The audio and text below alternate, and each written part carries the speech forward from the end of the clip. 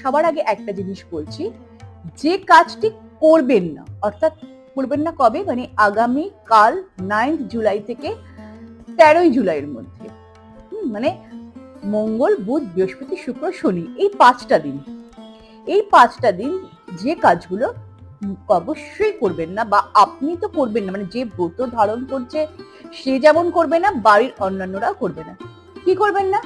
প্রথমত কাউকে গয়না ধার দেবেন না, 1 নম্বর। 2 নম্বর, কাউকে শাড়ি ধার দেবেন না। অনেকে আছে না যে একটা কোনো অনুষ্ঠানে যাচ্ছে, বৌদি বা দিদি আপনার এই শাড়িটা দিন পরি, না, দেবেন না।